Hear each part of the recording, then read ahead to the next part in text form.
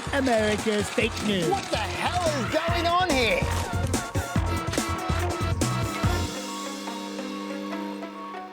Hello, welcome to Planet America. I'm John Barron. And I'm Chaz Licciardello. This week, the first Republican member of Congress has broken ranks with the president and may challenge him for re-election. Donald Trump was a unique individual running a unique kind of campaign. That doesn't mean it's replicable.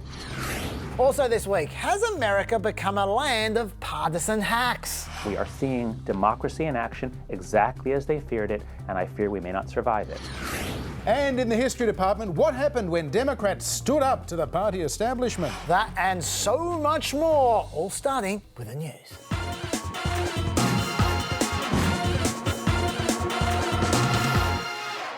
The standoff between congressional Democrats and the White House over committee subpoenas intensified this week amid growing calls for impeachment proceedings against President Trump. Former White House counsel Don McGahn refused to appear as requested this week. Democrats hope that McGahn may provide them with smoking gun evidence. The president obstructed justice in trying to shut down the Mueller inquiry, then covering it up. House Judiciary Committee Chair Jerry Nadler was not amused. When this committee issues a subpoena, even to a senior presidential advisor, the witness must show up. Our subpoenas are not optional. Not happy Jerry, and it seems the courts are likely to be on the side of Democrats in this impasse. A US District Court judge ruling against an application by Trump and his family to block a subpoena seeking documents including tax returns and evidence of suspicious transactions with Deutsche Bank and another firm, Capital One. There have been long-standing questions about Russian money being laundered through Trump's real estate empire, and questions as well as to why Deutsche kept lending Trump money when other banks had deemed him an unacceptable credit risk. But President Trump maintains he pays for things in cash and doesn't need banks. But where did he get all that cash? Could it be Russia? No, I built a great business and don't need banks. But if I did, they would be there. And Deutsche Bank, was very good and highly professional to deal with. And if for any reason I didn't like them, I would have gone elsewhere. Trump's actually fighting two battles like that, John, because he's also trying to squash a subpoena for his ex-accountants, Mazars. The judge not only ruled that Mazars had to hand over Trump's financial records, but like the Deutsche Bank judge, he said Trump's legal arguments were so thin he wouldn't even grant Trump a stay. And the reason that matters is because Mazars announced that they're taking no position on Trump's case. So the second the court tells them to hand over Trump's records, they will. They're not going to fight it. The court gave Trump a week to get an appeals court to grant him a stay, and he's trying, but the appeals court has 2 out of 3 Democratic appointed judges. So by Tuesday, our time, Trump's records may well be congressional property. Not sure the Don McGahn standoff will end up so rosy for the Dems though. You see, Trump's executive privilege claim is actually a furphy. McGahn doesn't work for Trump anymore, so he doesn't have to listen to him. McGahn isn't testifying because he doesn't want to. Probably because he doesn't want to risk Trump telling Republicans not to do business with his law firm, because his law firm relies on business from Republicans. So Democrats don't have a legal problem there. They've got a leverage problem. And finally, all this hardball from Democrats might be costing them their greatest prize, Mueller.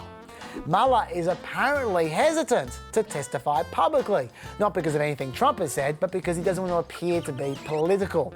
And all this constitutional crisis malarkey guarantees that Mueller would seem political. So Nancy might have to do some fancy footstepping, John. We'll see on Mueller. Is he really that hesitant, or is it like, oh, okay. Oh, you're twisting my arm. Yeah, well, meanwhile, deep divisions have emerged between House Democrats whether they should begin formal impeachment proceedings against President Trump or not over possible obstruction of justice and other alleged high crimes and misdemeanours. Speaker Nancy Pelosi, who has a big say in all of this, of course, says it is just not the right time. What are order to have an investigation of any kind, if you want to call it impeachment or whatever, you have to have the subpoena. You have to go to court. You have to develop your case. Interesting logic she's applying there, saying on the one hand, of course, there's no chance of a conviction amongst Republicans in the Senate, and Pelosi wants this subpoena battle to play out in court because without subpoenaed evidence and witnesses, she doesn't think there will ever be bipartisan support to remove the president from office. But more than 30 House Democrats say right now they do want the impeachment process to begin, leaving up to 200 on the side of the Speaker. But former Congressman Beto O'Rourke, who is of course running for the Democratic presidential nomination, is now among those calling for impeachment.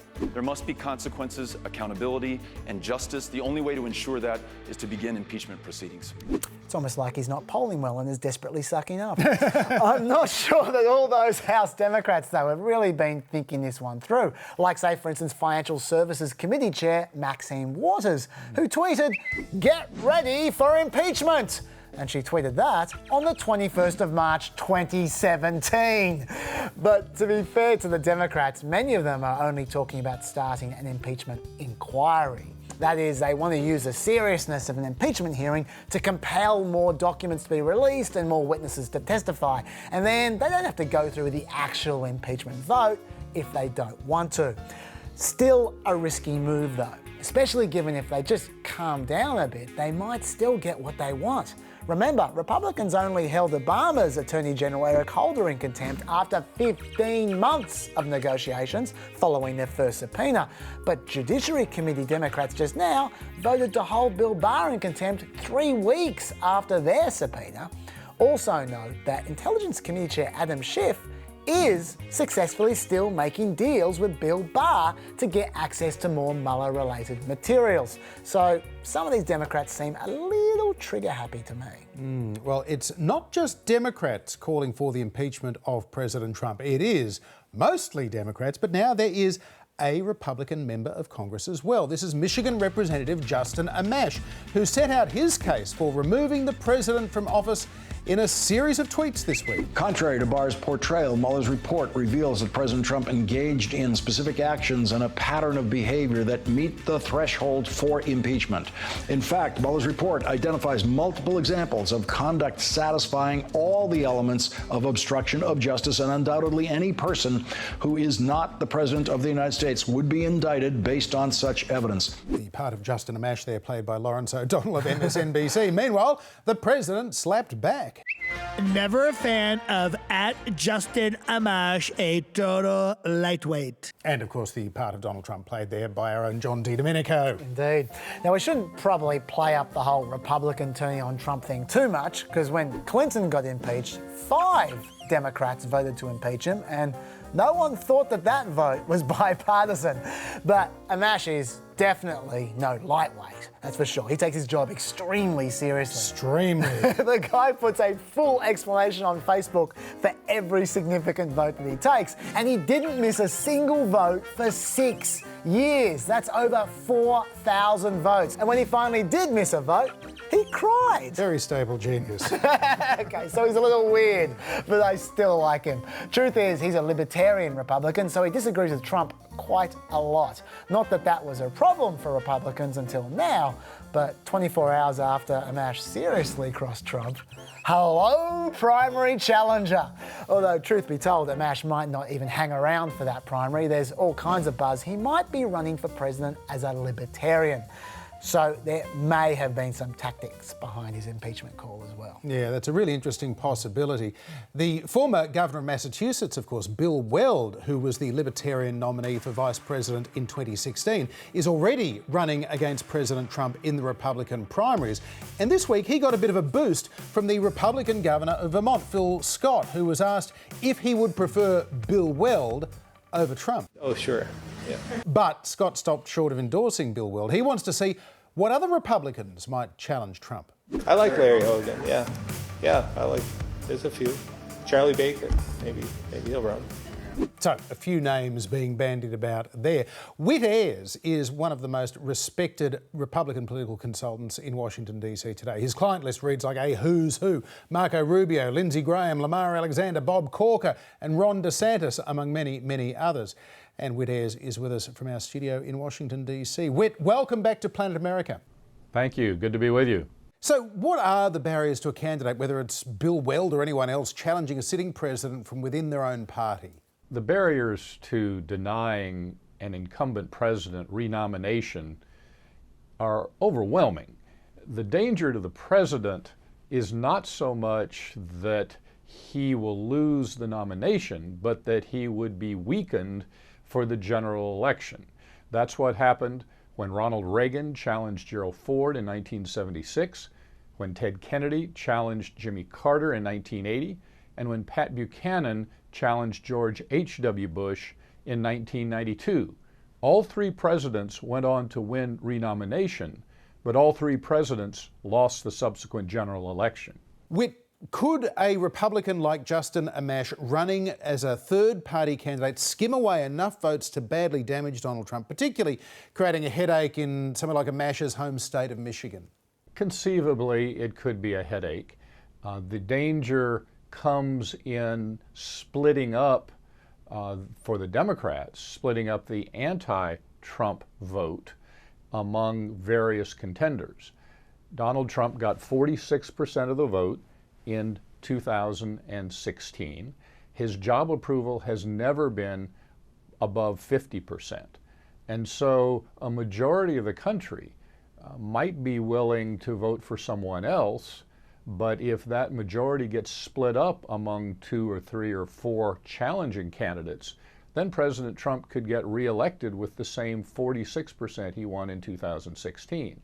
In my lifetime, we've actually had 2 presidents elected with 43% of the vote, Richard Nixon in 1968 and Bill Clinton in 1992. So it can be done. Have you been surprised by the level of support that Donald Trump maintains among Republicans, particularly those in Congress who, frankly, for a long time did not want him as their party leader? That's correct, but I'm not surprised in the least. Very, very few Republican elected officials supported Donald Trump during the primaries. I believe Jeff Sessions from Alabama was the only senator, for example, who supported him during the primaries.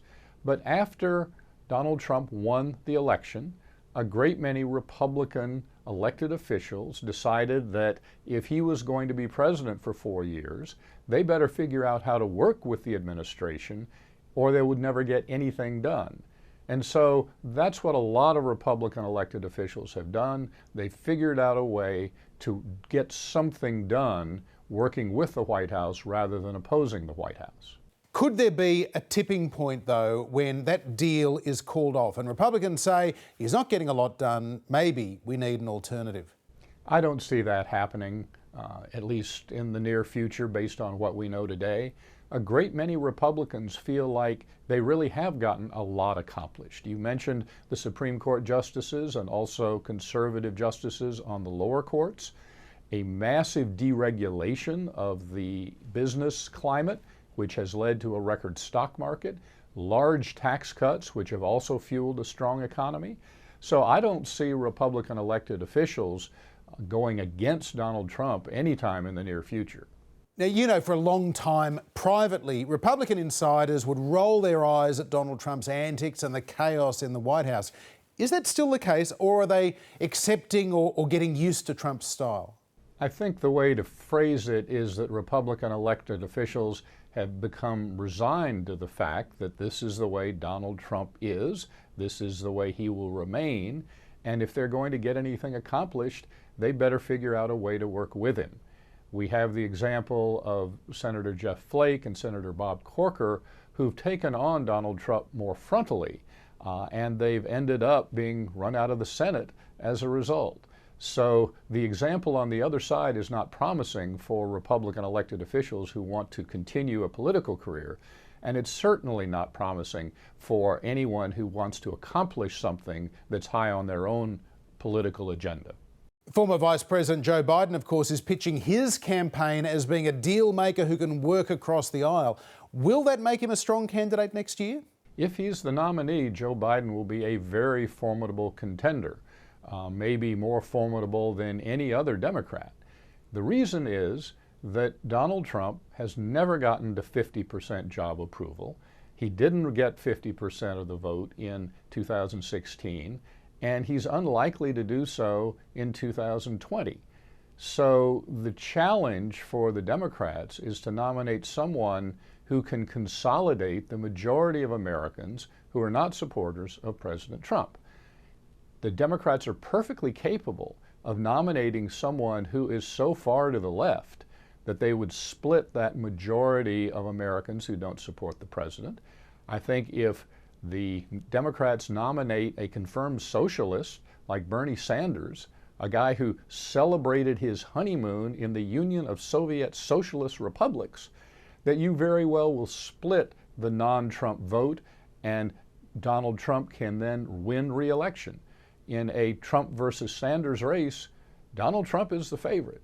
On the other hand, in a Trump versus Biden race, running a campaign with a message of unity and bringing Americans together, that's the kind of message that's most likely to consolidate the non-Trump vote and present a very formidable challenge to President Trump.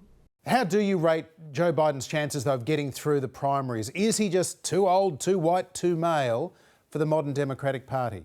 You're right. He's an old white guy in a party where the energy is very much on the left, where the energy is very much with women and candidates of color, where the energy is running against what Joe Biden stands for. There are a lot of Democrats who feel like Biden's time has come and gone, and that he is not the right candidate for the modern era. And that's the fight that the Democrats are going to have to work through in the course of their primary campaign. But as I said, it's very easy to imagine them nominating someone who would make Donald Trump the favorite for re-election. Whit Ayres, always great to talk to you. Thanks. Good to be with you.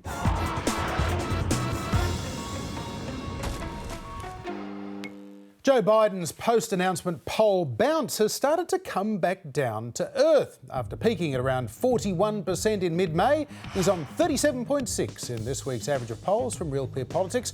Bernie Sanders, who crashed 8 points after Biden entered the race, has regained 4 of them. He's at just over 18% support.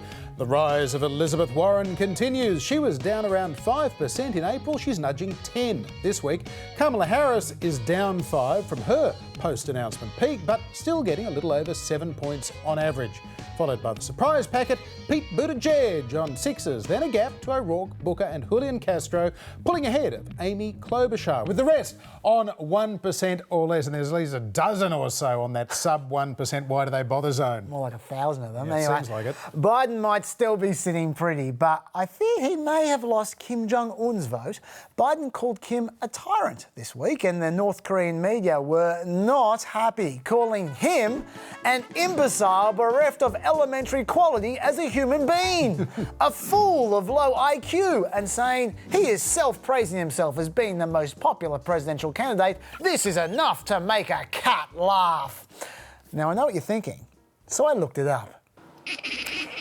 And just to put the laughing cat in its proper context, we are nothing if not informative, John. Yes, I think next week we should play a game of Trump tweet versus North Korean media. They're sounding a bit samey. Well, perhaps Elizabeth Warren's rise, fueled by her battery of policy announcement, has inspired Senator Kamala Harris to start showing off her policy chops as well, after an early misstep when she appeared to advocate scrapping private health insurance. Let's eliminate all of that. Let's move on. Well, Harris has since been inclined to fudge a little bit on specifics and say there should be a conversation on various issues, so much so it has been featured in a Republican attack ad. There's a conversation that has been happening. There is room for that conversation. There is a conversation that all of us have been hearing. Conversation. Conversation. Conversation. Conversation. Conversation. Conversation. It's like a coffee ad. Well, this week Kamala Harris did start a conversation all about her plan to try and close the gender pay gap. And it requires larger companies to certify that men and women are being paid equally. Currently, it's actually up to the employer to sue or report their boss. So it's a bit of a flip on all of that. Yeah, basically, if you're a company with over 100 employees, you need to get an equal pay certification every 2 years, which verifies that the only pay disparities are for merit, performance and seniority. If that's not the case, then you get fined 1% of your profits for every 1% that you were off. And even if Congress won't pass that law, Harris will refuse to accept large government contracts with any company that doesn't comply. Now, there is a lot more to that policy, as well as the 2 other policies that Harris revealed this week. She's been a busy bee, but we are short of time, so I'll talk more about them in the Facebook iView Extra here. To someone who's not travelling quite as well as Kamala Harris, though, the 23rd Democrat primary candidate, New York Mayor Bill de Blasio. No one ever really wanted de Blasio to run. Back in March, he had a 24% approval rating in New York State, which is even lower than Trump's approval rating there in New York. New York City residents said he shouldn't run for president, 76% to 18%. People in his gym were heckling him, putting up signs like this: "By entering these premises, you agree not to run for president of the United States." Even his wife said that while he'd be a great president, the timing wasn't exactly right. When he spoke on a panel in New Hampshire to build buzz, only 20 people showed up. But it gets worse, because 14 of those people were on the panel. And when de Blasio finally announced on live TV, his supporters could be heard even through the soundproof glass.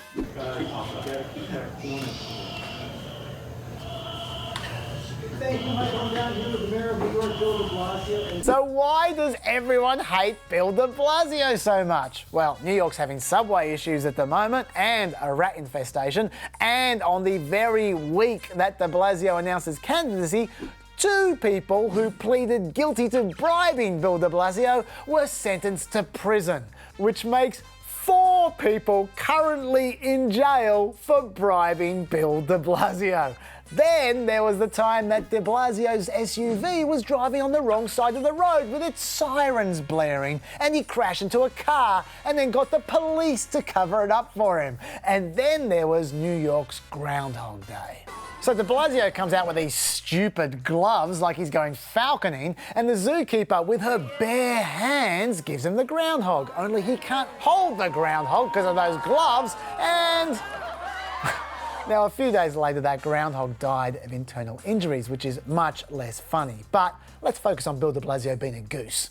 De Blasio just received his first primary polls. John? How did he go? He received 0% support, but not just any 0%. He got a 12% favourable rating and a 34% unfavourable rating, and then obviously a whole bunch hadn't heard of him. But out of the people who had heard of him, 74% of them don't like him. Good luck, Bill.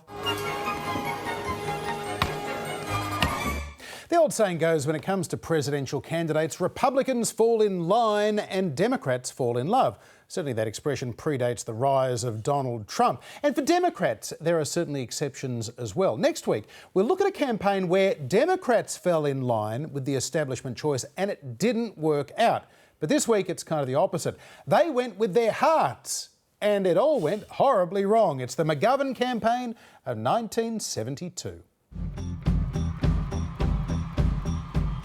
When George McGovern began his presidential campaign in 1971, he wasn't exactly a household name, but he soon would be, speaking out against President Nixon's escalation of the war in Vietnam. I think it's the kind of situation that could trigger World War III. McGovern was raised on the prairies of South Dakota. He was a decorated pilot in World War II, flying B-24 bombers over occupied Europe. He used the post-war GI Bill to get his degree and become a history professor before being elected to the House in 1956 and the US Senate in 1962. McGovern supported civil rights and opposed the war in Vietnam, and in 1963 he was the first member of Congress to speak out against America's involvement. But he was just as likely to be seen talking about rural issues as foreign affairs. Will make what I think is a valuable contribution to improving farm income. Senator McGovern was close to the Kennedys, Bobby in particular, and after Robert Kennedy was shot and killed campaigning for the Democratic nomination in 1968, McGovern jumped into the race with the support of many of Kennedy's delegates. At the Chicago Convention, as anti-war protesters clashed with Mayor Richard Daley's heavy-handed police, fellow Senator Abe Ribicoff put McGovern's name into nomination. And with George McGovern as President of the United States, we wouldn't have to have Gestapo tactics in the streets of Chicago. Mr. Daley is not pleased with Senator Ribicoff. Vice President Hubert Humphrey, who supported the war in Vietnam, had the nomination locked up. But in the wake of the 1968 convention, McGovern was commissioned to redesign the way Democrats chose their nominee. For the first time, the majority of delegates came from primaries and caucuses, handing the power to choose the presidential nominee to the people. How are you? Good to see you. Hi, how are you? Hello. Hi, hello. McGovern's knowledge of the new system proved to be a huge advantage, and he mobilised a grassroots army of young Americans who shared his opposition to the war. By December 1971, Ted Kennedy was the first choice of 32% of Democrats, although, fearing the lingering scandal of Chappaquiddick, he would decide not to run. Senator Ed Muskie was next on 25%, followed by Hubert Humphrey on 19%, George McGovern way back on just 5%. But as McGovern campaigned across states like Iowa and New Hampshire, focusing on college campuses, something was happening. McGovern wanted to withdraw America's troops from Vietnam, slash defence spending, and provide a minimum income for all Americans through a tax credit. In late January, Muskie still topped the candidates in the Iowa caucuses with 35% support, but McGovern put in a surprisingly strong showing, 22%, to finish second. It was Muskie first and McGovern second in the next major contest in New Hampshire that March, but by now Muskie was showing signs of strain. He's proved himself to be a gutless coward. Muskie and Hubert Humphrey tried to fend off McGovern's rise, but a sweep of caucus states in May and the California primary in June sealed the nomination for the senator from South Dakota. McGovern was confident if he won the nomination, he could convince Ted Kennedy to be his running mate, and polls showed the two would have had a shot at beating Nixon, but Teddy turned him down. And with the convention underway, so did Hubert Humphrey, Ed Muskie, and even Abe Ribicoff. The party was divided over McGovern's anti-war progressive agenda. Eventually, without having time to do any background vetting, the vice presidential nomination went to Missouri Senator Tom Eagleton. But within hours, a rumour about Eagleton's mental health started to circulate. On 3 occasions in my life, I have voluntarily gone into hospital as a result of nervous exhaustion and fatigue. At first, McGovern stood by his running mate. And if I had known every detail that he discussed with me this morning, which is exactly what he has just told you here now, he would still have been my choice. Tom Eagleton was defiant. I'm not quitting. I'm not getting out. We're going to win this election, and I'm going to be the next vice president of the United States. But more reports about Eagleton's medical history emerged. When he was hospitalised, he'd had electric shock therapy, and he'd been treated for alcohol abuse. The New York Times called on him to step down, saying he was, quote, grievously at fault. After 18 excruciating days, McGovern finally dumped Eagleton. He again offered the VP slot to Ed Muskie, who again turned him down. So did Ted Kennedy. Next, he turned to Sergeant Shriver, Kennedy's brother-in-law and founder of the Peace Corps. He accepted with Teddy's blessing. He said that he would be very happy if I happened to be the nominee, and that he would work all out for the ticket. And Teddy did campaign for the McGovern-Shriver ticket. The next president of the United States, George McGovern. But George McGovern's selection of Eagleton, his days of indecision, then his dumping, had caused irreparable damage, none of which would have happened if establishment figures like Muskie or Humphrey had backed his candidacy. McGovern's nomination was the first time ordinary voters overruled the party machine, and without his party united behind him, not even the slowly emerging scandal of Watergate was enough to beat Richard Nixon in November 1972. Congratulations on your victory.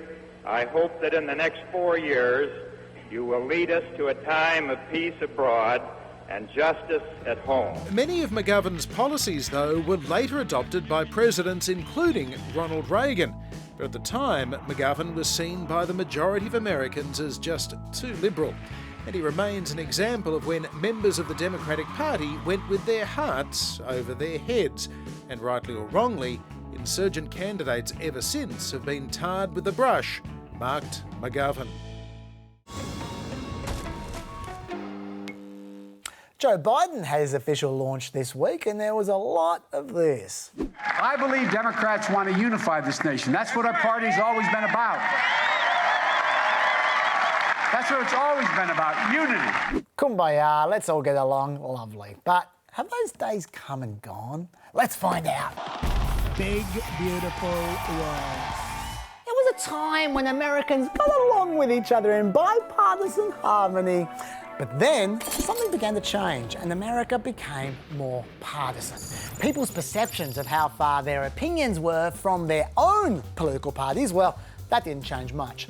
But their perceptions of how far their opinions were from the other political party changed plenty. And a much greater percentage of people perceived important differences existing between the two parties, especially during the 1980s and the 2000s. Partisanship these days even affects the way we perceive reality. One study asked people a basic maths question about gun control, and they found that when the answer implied that gun control increased crime, well, Liberal Democrats were less likely to get that right, and Conservative Republicans were more likely to get that right. But when the answer implied that gun control decreased crime, they swapped around, and the Conservative Republicans were less likely to get it right, and the Liberal Democrats were more likely to get it right. So, unsurprisingly, people have become very, very negative about the other party. Very unfavourable ratings for the other party have basically tripled for both Democrats and Republicans over the last 25 years. Here's another way of looking at it. In 1958, 33% of Democrats wanted their daughter to marry a Democrat, and 25% of Republicans wanted their daughter to marry a Republican. But by 2016, that had become 60% of Democrats and 63% of Republicans. This negative partisanship calcified to the point where partisan leaners were much more likely to say that a major reason for supporting their party was dislike for the other party's policies, rather than support for their own party's policies. In fact, 65% of Democrats now say that Republicans are a very or somewhat serious threat to America and its people. And 62% of Republicans say the same thing about Democrats. Needless to say, this kind of polarization does not lead to a lot of socializing, and that increases the party's alienation from each other. For example, Republicans say that 36% of Democrats are agnostic or atheist, when actually it's only 9% of them. Republicans say that 44% of Democrats are union members, when actually it's only 11%, and Republicans say that 38% of Democrats are LGBT, when actually it's only 6%. Meanwhile, Democrats say that 44% of Republicans are senior citizens, when actually it's only 21%, and Democrats say that 44% of Republicans earn more than $250,000 a year, when actually it's only 2% of them. Ignorance of the other side leads to fear. And that might be why 70% of highly engaged Democrats and 62% of highly engaged Republicans say that they're afraid of the other party. Unfortunately, though, this escalation is set to continue because for the time being, America is in a stalemate. The last 30 years or so have seen one of the closest series of presidential elections for the last 150 years. But within each state, the average margin has become a blowout. Each state is either very Republican or very Democrat. So even though the elections overall are close, it's almost impossible to flip a bunch of states, which just leaves everyone even more frustrated and on edge. And that leaves over 42% of people in each party thinking that their opponents are downright evil. And 20% of Democrats and 16% of Republicans thinking that the country would be better off if large numbers of the other party just died. And 18% of Democrats and 13% of Republicans saying that violence would be justified if the other side won an election. Well, that's nice. I'm not sure Joe Biden's got this one quite worked out. Big, beautiful world. Thank you, Chaz. So what is going on with all this partisanship? Psychologist Jonathan Haidt has been studying this for years. So I asked him why Republicans and Democrats hate each other so much. The American political system, it wasn't designed this way, but it ended up with just two parties. For a long time, those parties kind of had a lot of overlap. There were liberal Republicans, there were conservative Democrats, but due to a variety of historical reasons, we began sorting out and creating two politically purified parties, beginning in the 70s and 80s, but by the 90s, the electoral map was already kind of fixed. All the people who are conservatives are in the Republican Party, all the people who are progressives are on the left or in the Democratic Party. And those go with personality differences. When parties are mixtures of interest groups, you can compromise. But when each party is really defined by personality types and moral values, now it's easier to actually hate the other side. And when you have a democracy based on competition, that's fine. But when the other side isn't your opponents, but your mortal enemies, and if they get control, it's going to be the end of the country, you get a lot of weird stuff happening. So why do you think it's getting worse over time? The key thing to understand the American situation is you have to say, not like, why is it getting so bad, but why was the late 20th century so stable? Obviously, we had turmoil in the 60s, but I mean, our political system, our polarization levels were very low. That was an historical anomaly. And there are a bunch of reasons for that. The best way to pull any group together is to have a foreign attack. And so World War II, beginning with the Pearl Harbor attack, really created a cohesive country. We had a network environment, a media environment that was actually bringing us together. For the first 100, 150 years of this country, the media was terrible. It was all partisan, nasty stuff. But after radio and TV, we have regulation. We have 3 television networks that are fairly centrist. That lasted a few decades, but it begins to come off in the 80s. We get cable TV, which is much more polarizing, transitioning now into social media, which is vastly more polarizing.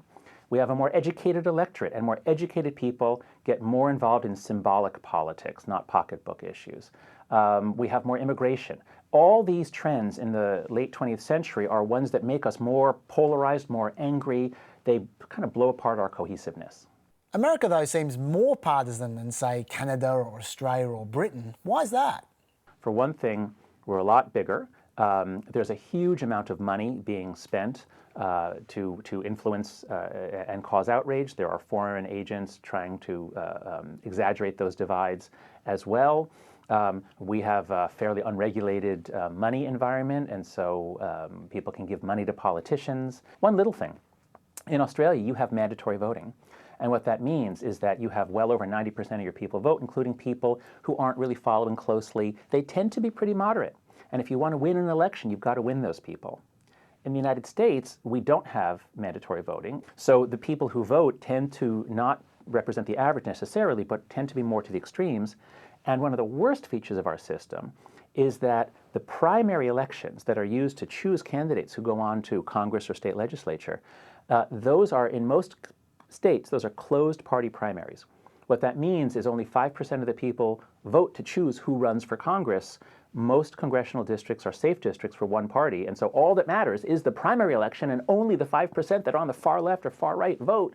So there are a lot of structural features about American democracy that lead to more polarization, more influence of money, more benefit of fomenting outrage. But, you know, your countries may not be far behind. It may just be that we're kind of ahead of the game. What's the role of social media in all this? How do you stop people from wanting to socialise in echo chambers that make them feel good about themselves? The fundamental problem with social media, I believe, is that it's not like email where it makes it easy for us to communicate. Rather, social media makes it really easy for me to use you as a way to display my virtues to them. And that means that I'm going to treat you savagely. I don't give a damn about you. I'm just using you to show off to them about how good a team player I am and how well I can stick the knife into you. And so the business model of social media is such that we're not the customers of social media. We're the product.